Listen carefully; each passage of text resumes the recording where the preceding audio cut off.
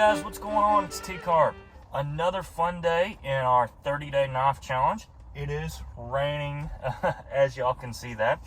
I'm going to bring you a blade that is that is really special to me too. They've all been special in their own way. This was one of my grandfather's collection, so this is really cool. He had a lot of case knives, as I'm sure a lot of your grandfathers and fathers have. So let's talk about this one.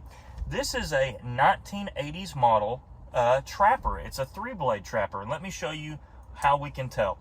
So we know it's a case knife. Mine, unfortunately, the little case emblem has fallen out. I'm sure I can find another one and glue that back in.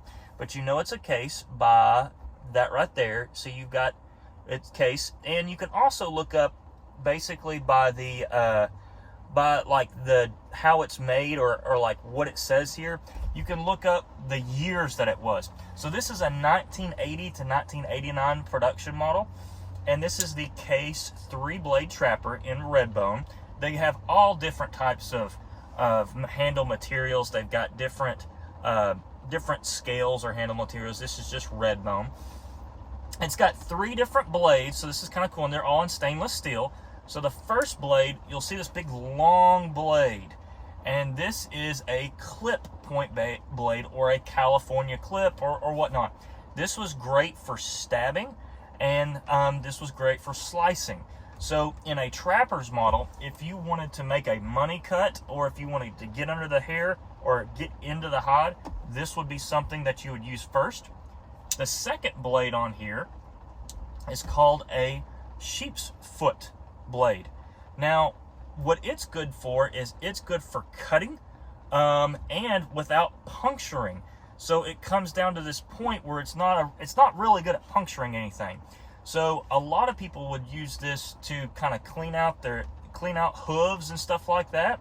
Again, this would be great if you were trying to slice things without cutting fur or cutting the hide. So this would be a great use for that. The third blade on here is a spay. So what it was good for and what it was used for was actually like castrating cows and things as like that. You could still pierce, but not incredibly. And what they would do is they would cut the nads off of a cow or whatever animal that they were needing to.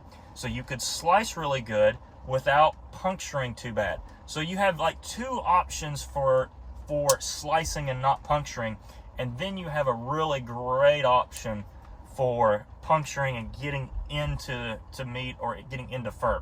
So the cool thing is trappers carry this because it was extremely useful. You could and what I have found with this is it is very, very sharp. It is very easy to sharp. I don't know what type of stainless steel that case uses, but it's really good.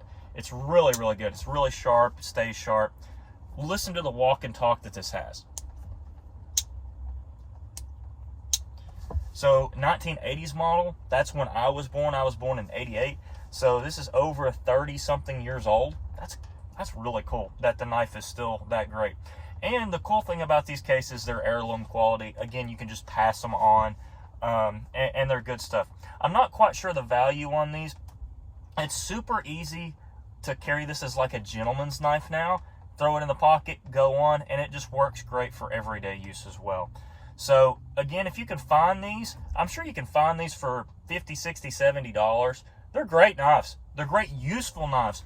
If you find yourself in a like just every day, again, you could use this every day and be just fine and have no problems with it. And that's one thing I do love about these case knives is if you got one, you can use it, and it's great.